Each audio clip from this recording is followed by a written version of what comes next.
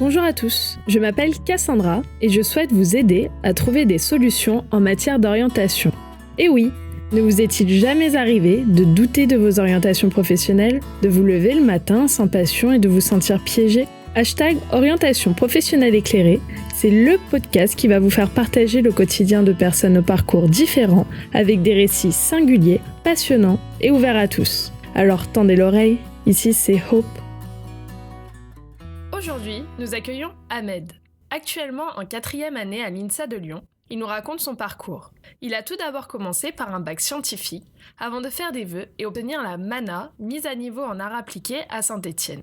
À savoir qu'à l'époque, cette filière était très prisée et que la sélection était rude. Il passe donc sa première année à apprendre des tas de choses intéressantes dans un rythme soutenu, puis il va faire sa demande d'inscription auprès de l'INSA de Lyon. Mais pourquoi ? Son côté très scientifique est revenu au galop. Et c'est ce qui l'amène aujourd'hui à nous raconter son histoire avec recul et assurance. Ne quittez pas, il va tout vous expliquer. Bonjour Ahmed, bienvenue dans notre podcast. J'aimerais du coup que tu te présentes, que tu nous dises l'âge que tu as et la formation dans laquelle tu évolues actuellement. Ok, donc moi je m'appelle Ahmed Abdelrahman, j'ai 22 ans.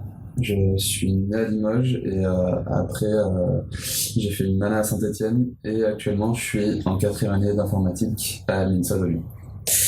D'accord. Est-ce qu'on va pouvoir remonter un petit peu le temps et se dire, hop, on repart du lycée. Alors, tu étais dans quelle filière ? Alors moi j'étais en filière S, donc basique parce que ça ouvre toutes les portes comme on avait dit, etc. Après après le bac j'avais demandé à faire une MANA, donc une mise à niveau en art appliqué à Lyon et Saint-Étienne. Je suis allé à Saint-Étienne et j'ai fait toute la MANA, toute l'année, etc.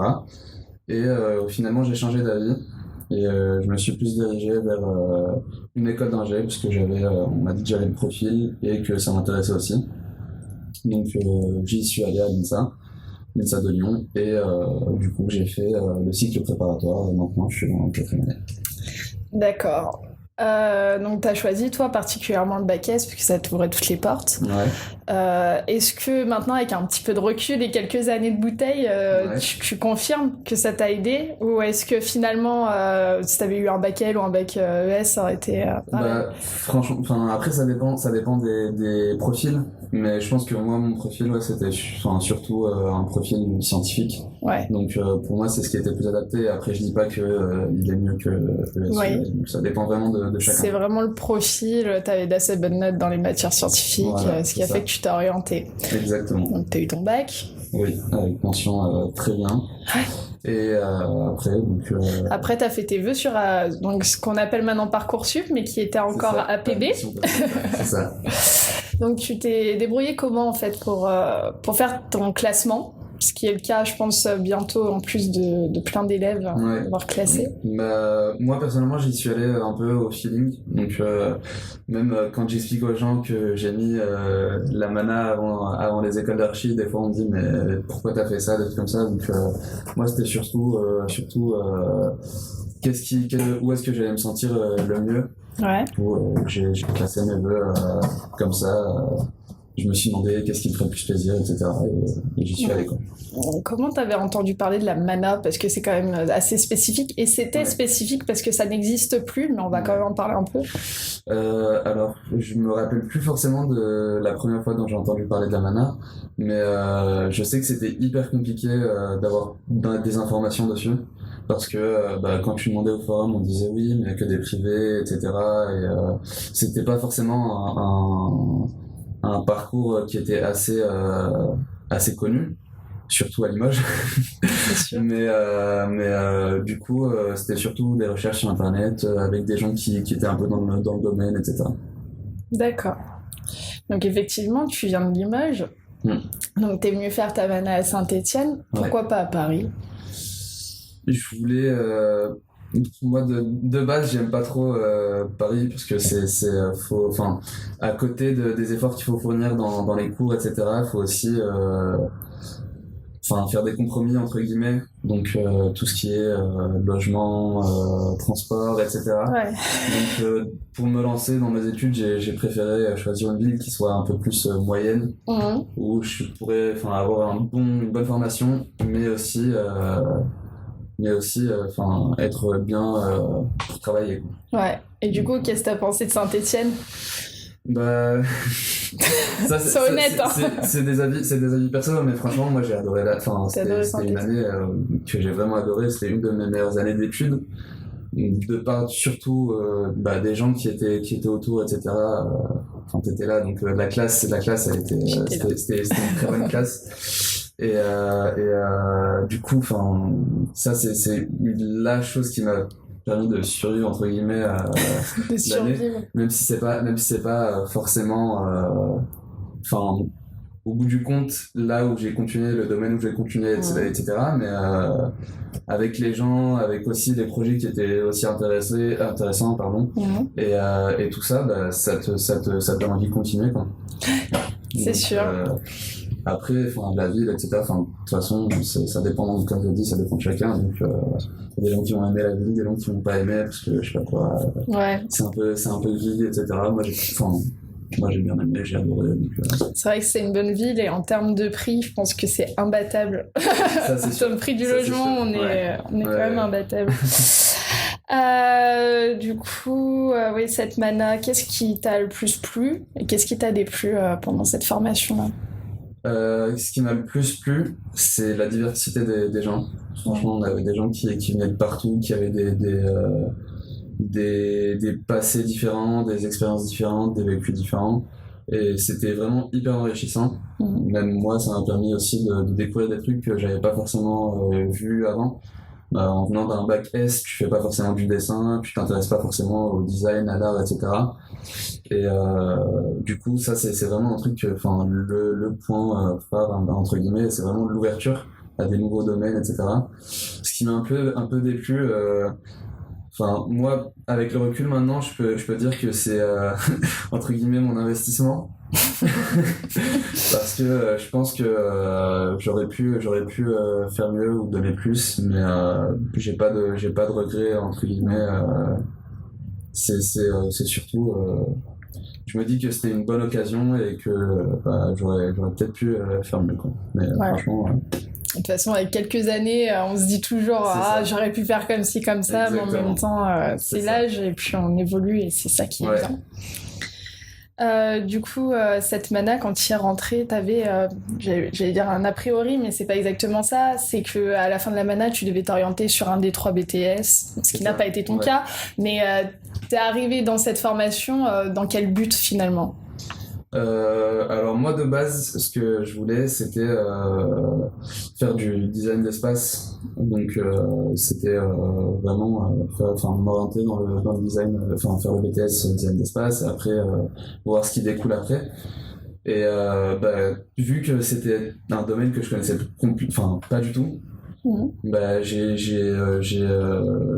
vu plein d'autres domaines qui m'ont plu encore plus que le design d'espace, comme le design graphique que j'avais jamais vu, l'histoire de l'art, etc. Et du coup, mon but a changé pendant l'année. Et du coup, j'étais un peu partagé en fait entre les différents chemins que je pouvais prendre. Et du coup, au final, j'ai pris un chemin qui avait rien à voir avec l'ingénierie, mais ce qu'il faut savoir aussi, c'est que à la fin de la mana, je me suis dit je vais pas me fermer de portes. Donc j'avais fait des vœux pour les BTS, j'avais fait des vœux pour les écoles d'archi, j'avais fait des vœux pour des écoles d'ingé. Et du coup, au final, c'est ce que je m'étais dit aussi, comme après le bac, faut que j'aille au feeling. Et de toute façon, ce qui ira mieux, je le choisirai à la fin, quoi. Ouais, du coup, t'es repassé par une plateforme ou t'as fait comment pour te réorienter alors que t'avais déjà une année Admission post-bac. Toujours? Ouais. En gros, ce qu'il faut savoir, c'est qu'il y a beaucoup d'écoles qui, même si t'as fait un an après le bac, tu peux quand même repasser par admission post-bac et y postuler. Donc moi, c'est ce que j'avais fait par exemple à l'INSA pour l'intégrer. D'accord. Et est-ce que tu recommanderais finalement cette école, en tout cas cette mana-là? Est-ce que tu trouves qu'elle était formatrice, etc.? Franchement, au niveau personnel, ouais. C'était vraiment, comme j'ai dit, ça m'a ouvert à plein de domaines que je connaissais pas du tout. Et quand je vois maintenant ce que je fais, mes activités en école d'ingé, ça me différencie entre guillemets de tous les profils vraiment scientifiques, techniques, etc. Et du coup, ça me permet aussi de m'amuser à côté des études, quoi. C'est normal, surtout qu'on avait appris à ce moment-là à utiliser de nombreux logiciels Exactement. C'est ça. Avec la formation graphique qu'on a eue et que ça avait été compliqué à prendre en main. Donc voilà. Du coup, tu rentres en première année. Ensuite, c'est ça. Du coup, en AG, mais comment ça s'appelle exactement, du coup, cette formation? Alors, à l'INSA, ça s'appelle le premier cycle. Donc, c'est un peu comme une prépa intégrée, mais pas trop. Et en fait, on apprend tout ce qui est les bases scientifiques. Donc, on reprend la physique, la chimie, les maths, l'informatique, etc. Et après pendant la deuxième année, on fait des vœux pour les différents départements qui sont à l'INSA de Lyon. Et quels sont ces départements? Alors il y en a 9, donc il y a... Attends, je vais essayer là c'est un défi mental. Donc il y a informatique, sciences et génie des matériaux, génie électrique, génie industriel, génie civil et urbanisme, génie mécanique. Ouais. Pas mal déjà. Génie mécanique, génie environnemental et énergie, je crois. Et il en manque 2. Je pourrais pas t'aider. Ouais, attends. C'est quoi? Sciences et génie des matériaux, j'ai dit. Informatique, j'ai dit. Qu'est-ce que j'ai oublié? Ouais, je m'en rappelle. On vous invite à aller sur le site. Défi, ouais. Il y a tout sur le site de l'INSA, on peut tout trouver.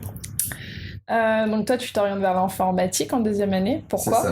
C'est ça. Ça c'est aussi un truc, un changement d'avis que j'ai eu pendant les 2 premières années. En fait, moi je suis arrivé à l'INSA en me disant aussi je vais continuer dans mon idée d'archi qui me plaisait depuis tout petit.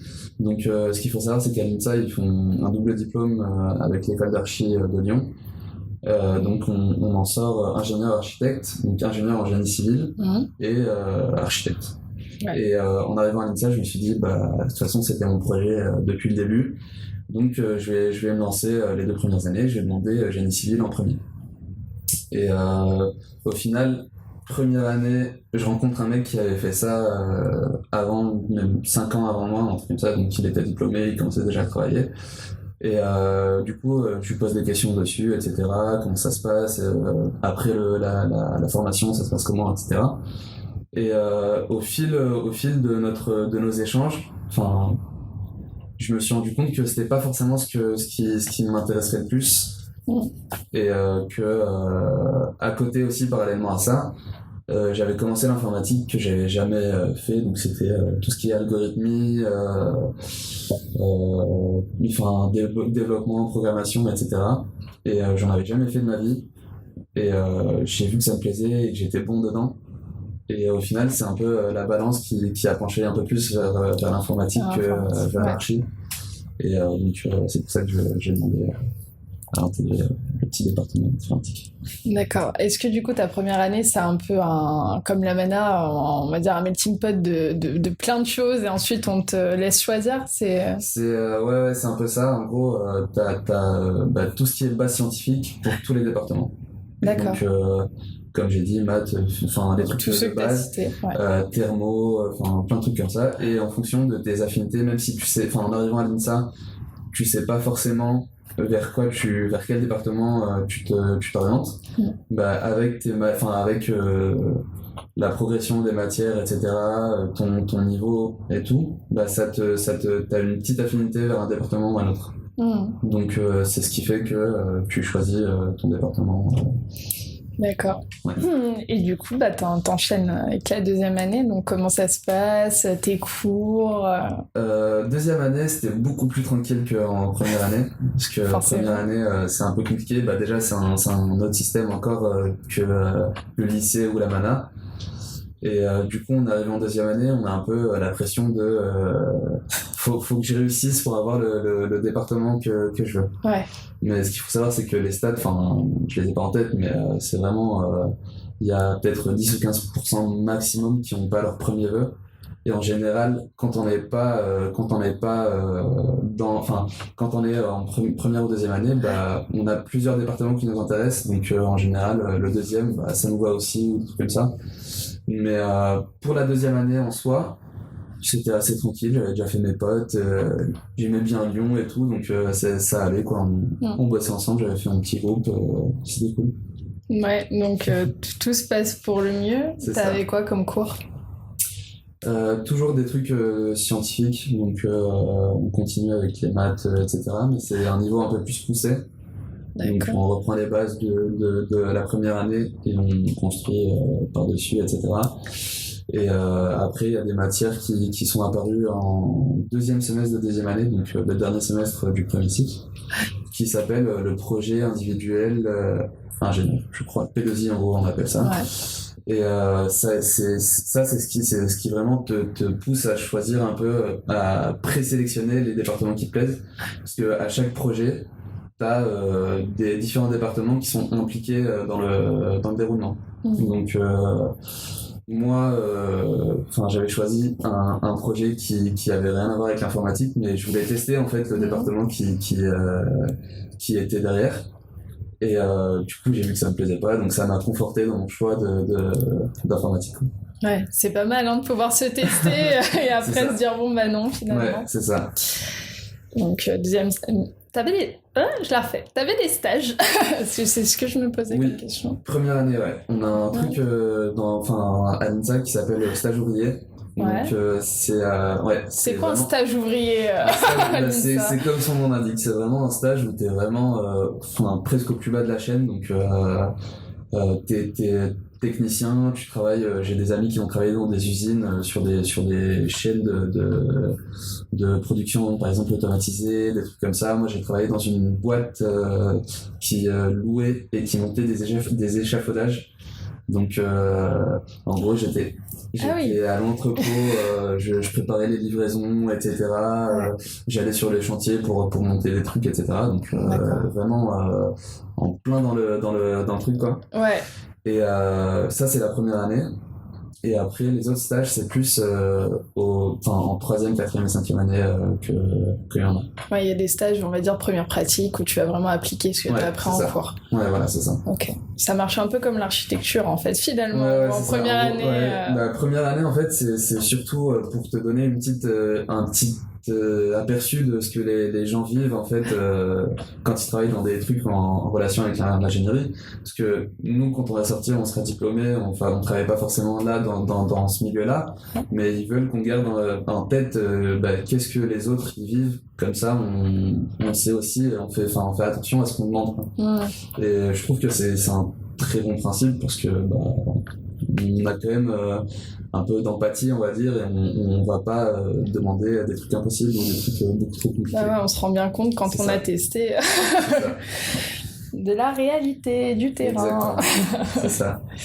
Donc t'es donc licence 2, licence 3 se passe bien, donc t'obtiens ta licence. En informatique, on n'a pas... Enfin, pas en informatique, en école d'ingé, on n'a pas un truc de licence... Enfin, licence 1, licence 2, licence 3. Oui, donc c'est pas licence master, ça se passe comment? En fait, on sort avec un niveau master, donc bac plus 5, mais t'as pas forcément de séparation entre licence et master, c'est plus entre prépa, on va dire, et cycle ingénieur. D'accord. Donc les 2 premières années, c'est prépa, comme son nom l'indique. Donc c'est vraiment, tu sors avec un bac plus 2, mais c'est pas considéré comme une L2 ou un truc comme ça. Et après, quand tu sors du cycle ingénieur, donc après les 5 ans entiers, là t'as ton bac plus 5. Donc, d'accord.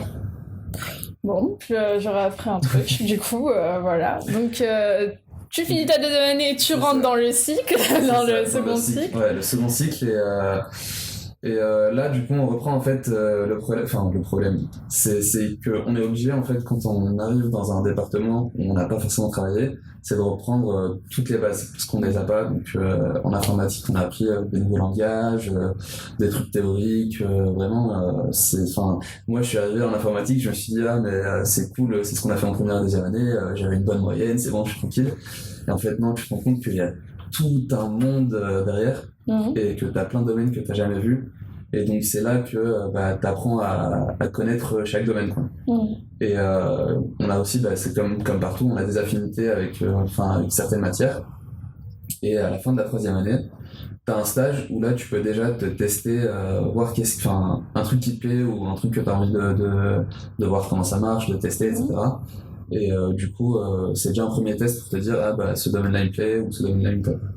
Et toi, tu l'as fait où ton stage? Mon stage, je l'ai fait à Lyon, dans une boîte qui s'appelle Avanade. Et j'ai travaillé, en fait, c'est une boîte qui fait des logiciels pour des clients. Et j'ai travaillé sur un projet qui était hyper intéressant, avec une bonne équipe, etc. Et c'était hyper cool, mais ça m'a montré que c'est un domaine où je peux travailler, mais c'est pas celui que je préfère. Ouais. Donc c'est une bonne expérience, que ce soit par les connaissances ou les méthodes que j'ai acquises, mais c'est pas forcément le domaine où je vais continuer. Et comment t'as fait toi en étant étudiant ingé pour trouver un stage? C'était laborieux. Mais en fait, on a de la chance à l'INSA, c'est qu'on a beaucoup d'accords avec des entreprises où on a beaucoup d'événements qui sont organisés en partenariat avec des entreprises, etc. Et moi, du coup, le mien, je l'ai trouvé vraiment un afterwork. Donc, c'est en gros, il y avait une boîte qui avait organisé le truc et tout, il y avait leurs salariés. Et je lui ai parlé à un monsieur hyper gentil, hyper ouvert, etc. Je lui parle pendant 10-15 minutes et c'était le DG de la boîte, donc directeur général. Et on était 3 ou 4, il nous a dit il nous a dit si vous voulez, si vous cherchez un stage, vous êtes la bienvenue chez nous, je sais pas quoi. Vous pouvez aller redemander à la RH, etc. Et c'est comme ça que ça s'est passé, quoi. Vraiment, c'était sur un coup de chance, ouais. Et surtout que le stage, il allait commencer, je sais pas, 2 mois après, un truc comme ça, et je commençais à être en galère. Ouais, ça commence à devenir stressant. Ouais. Et du coup, c'est tombé comme ça du ciel, et franchement, c'est tombé du ciel. Pour te dire, tellement j'ai kiffé ce stage, je sais pas, j'ai un stage cette année aussi à faire, et je sais pas s'il sera aussi bien que celui de l'année dernière, que vraiment les mecs ils étaient hyper sympas, vraiment jusqu'à maintenant on est en contact, on fait des karaokés ensemble, je sais pas quoi, des trucs comme ça, oui. Ils étaient hyper sympas, c'est un truc de fou. Top. Du coup tu peux pas refaire un stage au même endroit, tu préfères aller voir d'autres choses? C'est ça, surtout ça. Si faut juste choisir l'équipe ou le projet ou le truc comme ça, j'y serais revenu. Mais c'est aussi une question de qu'est-ce que je veux faire plus tard et c'est quoi mon projet. Et du coup j'ai pas envie de m'enfermer dans un truc déjà à 100%, quoi. Donc j'essaye de trouver un truc qui est un peu plus limite à l'opposé, quoi. Comme ça j'ai vraiment les deux côtés et je peux me faire vraiment ma propre idée de qu'est-ce que je veux faire, donc que je préfère tester un max, quoi. C'est vraiment ça. C'est vachement bien que vous ayez autant d'opportunités pour faire des stages, donc c'est des stages obligatoires chaque année. C'est ça. Ils sont de combien de temps d'ailleurs? Du coup en première année, le tout premier, le stage ouvrier, c'était 6 mois minimum. 6 semaines. Ah ouais, 6 mois. Non, 6 semaines minimum. Après, troisième année en informatique, c'est minimum 8 semaines. Là, cette année, c'est 14 semaines. Et après, c'est le projet de fin d'études, donc c'est à peu près... ça augmente, quoi. C'est entre 4 et 6 mois. C'est normal, en arrivant à la fin, on a de longs stages. C'est ça. Est-ce que du coup tu peux nous parler un peu de cette année, comment ça se passe, tes cours, ce que tu en penses, tout ça? Là cette année, la 4e année en informatique, en fait, vu qu'en 3e année on se concentre surtout sur tout ce qui est base technique, en 4e année c'est plus des projets, donc c'est presque comme dans la vraie vie. Donc les profs ils arrivent, ils nous disent vous avez telle contrainte, on vous donne pas plus d'informations, sauf à part notre cours et les connaissances que vous pouvez trouver sur internet ou que vous avez déjà, etc. Et il faut nous faire une solution. Donc en gros, on est beaucoup plus autonome, on fait nos choix en fonction de nos affinités, en fonction de qui connaît quoi, parce qu'on travaille en fait sur les projets en groupe de 6. Donc avec les stages différents, avec etc., lui il connaît cette méthode, moi je connais ce langage, on peut faire ça. Et en fait on arrive à échanger nos connaissances et à travailler ensemble en fait pour faire créer cette solution. Ouais, t'as un exemple par exemple t'as un exemple par exemple, tu m'as compris. On a là pour l'instant on a fait peut-être 4 ou 5 projets. On a fait un projet de moteur de recherche, donc moi, vu que je suis égyptien, donc on l'a fait sur les dieux et les lieux de culte égyptiens. Donc t'écrivais n'importe quel nom de dieu, etc. et tu sortais les informations un peu à la Wikipédia. On a fait franchement c'est hyper intéressant, c'est hyper stylé. On a fait un jeu où tu peux jouer contre un ordi, donc avec différents niveaux. Et le dernier niveau, impossible que tu le battes. Franchement on a essayé pendant je sais pas combien de temps. Il est cheaté quoi. On a fait un truc c'était un projet que la ville de Lyon avait demandé et où des profs à nous avaient participé avant. Et c'était en fait pour des livraisons, pour des tournées de livraison. Comment optimiser la livraison, donc la faire avec le moins de temps possible. En faisant attention aux contraintes par exemple de précédent, je dois récupérer ce colis ici et l'amener au client à cet endroit-là, etc. L'essence interdite. Il y avait plein de contraintes où t'es vraiment, tu penses comme les ingénieurs dans la vraie vie. On a fait un autre projet où c'était plus théorique, plus ça c'était vraiment axé infrastructure informatique on va dire, mais c'était vraiment, c'était assez poussé. Et normalement on a d'autres projets aussi deuxième semestre, ça se passe à peu près pareil. Vous avez combien de temps? Vous avez le temps d'une séance, 2 séances, vous passez plusieurs semaines? En gros on a un jour sur 2 pendant la semaine on a 4 heures. D'accord. Et après il y a le travail personnel à côté pour pouvoir finir. Et en termes de volume de travail personnel, t'aurais quoi à dire? Ça dépend des années en fait.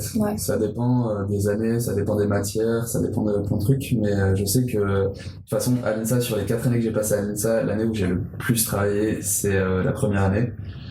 Après en informatique, je pense que c'est l'année dernière. L'année dernière, quand j'étais en 3e année avec toutes les bases, etc. Parce que je sais pas. Tu repartais de zéro, donc il fallait retravailler comme il faut. C'est ça. Et par contre, cette année, on va dire que avec les partiels, etc., je vais dire 12 heures par semaine, je sais pas, en plus. C'est pas mal, mais... C'est pas mal. Après, ça dépend de l'efficacité. C'est ça. Ça dépend de l'efficacité, ça dépend des projets qu'on a à faire au moment même, etc. Donc oui, je dirais une moyenne de 12 heures. Ouais, c'est déjà bien. Donc tu vas avoir à faire un stage cette année. T'as déjà trouvé où est-ce que t'allais le faire du coup? Je connais le domaine. Ouais. C'est quoi? Le domaine c'est de l'UX/UI. Donc, j'en ai entendu parler, ça me dit quelque chose. C'est en fait tout ce qui est ergonomie visuelle et de navigation, on va dire, sur une application ou sur un site ou sur un logiciel. Et en fait, c'est toi qui choisis qu'est-ce qu'on met où. Par exemple, ce bouton-là, on va le mettre là, en haut à gauche, par exemple, ou je sais pas quoi, des trucs comme ça, pour que ça soit le plus facile à utiliser possible et le plus agréable. Ça, c'est le côté UX. Et après, côté UX, en gros, c'est User Experience. Et UI, c'est User Interface. Donc, c'est plus le côté esthétique. Donc, les couleurs, la police, des trucs comme ça. C'est un peu la même chose. Enfin, je sais pas, peut-être que je lance ça, mais web designer, quoi. C'est à ça que ça me fait penser. En gros, c'est à peu près le même truc, mais web designer, ils sont plus axés web, alors que quand tu fais le UX/UI, c'est vraiment tout. Même des fois, ils sont appelés à travailler sur des projets de design d'objets. Ah oui. Ouais. Ok. Donc, en fait, c'est plus des concepts ou une réflexion vraiment des connaissances, quoi. Et toi, tu rebascules dans le design quelque part comme ça. Ouais. Bah, en gros, enfin, c'est même en partant du domaine du design, etc., je me suis dit que faut pas que je perde. Comme je disais, ça me différencie un peu, ça me fait un truc en plus et ça me fait plaisir aussi, j'aime ça. Donc j'ai aussi cherché de garder ce côté et de trouver un stage qui soit en relation avec ça. Comme ça, bah, j'ai encore ce petit côté, je le perds pas, quoi. Ouais, c'est plutôt bien, hein. Ouais. C'est vrai que tout ce que tu apprends, finalement, ça devient ta force. C'est ça. Est-ce que tu as eu des doutes pendant tes études? Bon, notamment Mana, tu as eu peut-être un peu des doutes, mais est-ce que tu pourrais un peu plus en parler? Beaucoup, ouais. Enfin, des doutes que j'ai eus, c'est vraiment quel domaine je choisis, quoi. Vraiment, j'étais entre le design et le côté plus scientifique, donc en école d'ingénieur. Et je me disais, bah, d'un côté, t'es plus intéressé par le côté design où t'as plus enfin, naturellement, j'irais plus vers un côté design, mais j'ai pas forcément les compétences, au moment où j'étais à la Mana et même maintenant. Et de l'autre côté, j'ai les compétences, mais j'ai pas envie de travailler toute ma vie sur un truc scientifique. Donc, qu'est-ce que je fais? Et ça s'est résolu en fait en parlant avec des gens à l'INSA, en parlant avec des gens qui étaient déjà ingénieurs, etc. Et ils m'ont dit, bah, t'as pas que le côté scientifique en ingénierie. Tu peux avoir de la gestion de projet, tu peux avoir des trucs plus gestion de projet, gestion d'équipe. Tu peux te réorienter vers le design. Et c'est ce qui m'a fait en fait basculer en ingénierie, parce que je me suis dit, bah là j'ai des compétences solides et je peux bâtir dessus, et à tout moment si je veux revenir en design, je peux, quoi. Ouais. Donc c'est une question de motivation en fait, et d'envie. Après, il y avait aussi le côté, quand je suis arrivé à l'INSA, bah, j'étais venu de base pour génie civil et double diplôme avec l'archi. Et j'ai l'informatique. Finalement. Ton rêve de gosse et l'informatique que tu viens de faire que tu viens de commencer depuis un an. Ouais. Et j'ai toujours laissé parler mon feeling, quoi. Je me suis dit, allez, tu choisis, tu laisses ton cœur parler, en gros, et tu y vas, quoi. Ça me rappelle un peu ce que Noémie disait dans un des derniers épisodes, où elle disait, vois à court terme. Ouais. Parce que finalement, fais ce qui te plaît tout de suite et pense pas non plus dans 5 ans. Ouais, c'est vrai. Ouais. Et ça a l'air plutôt bien s'appliquer à toi, du coup. Ouais, et surtout que, je la rejoins, surtout que, bah, si tu rentres dans un truc qui te plaît pas, au bout d'1 an, 2 ans, etc., tu te diras, bah, c'est pas forcément ce que je veux, et du coup, tu vas chercher autre chose. C'est ça. Et alors que bah, si tu choisis un truc que t'aimes, même si t'as le droit à l'erreur, etc., tu peux te rendre compte que ça te plaît pas, etc. Mais si tu cherches tout le temps qu'est-ce qui te plaît le plus, bah, t'auras plus d'envie à progresser, à t'améliorer dedans, et ça viendra plus naturellement. C'est bien. Donc, même si t'as des gens qui te disent attends, c'est pas hyper sûr, je sais pas quoi, t'es en train de prendre un risque, bah, souvent ça en plus. Ouais, c'est ça. Donc franchement, j'y suis allé au cœur, comme j'ai dit, et je suis hyper content, et ça se passe bien. Et ça se passe bien. Pour quelle perspective de métier finalement là, si j'avais à te dire demain, tu dois postuler, tirer vers quoi? Ça dépend. En gros, mon envie, ça c'est mon petit rêve, c'est d'avoir un petit projet à moi, donc de créer ma boîte par exemple, un truc comme ça, avec des potes, avec des gens que je rencontre dans 1 an, 2 ans, 3 ans, j'en sais rien, mais vraiment un truc où je pourrais vraiment être fier de moi, dire que c'est mon bébé, entre guillemets. Et sinon, à long terme, par exemple dans, je sais pas, 10-15 ans, c'est plus dans de la gestion de projet. D'accord. Moi je suis pas du genre même si j'ai un bon côté scientifique, technique, etc., je c'est pas ce qui m'intéresse le plus. Moi c'est plus les relations donc humaines, etc., et la gestion de projet c'est ce qui te permet un peu d'avoir les deux, donc d'exploiter tes connaissances techniques tout en étant en contact avec des gens, etc. Quand t'entends projet, tout type de projet, ou t'es plutôt orienté déjà?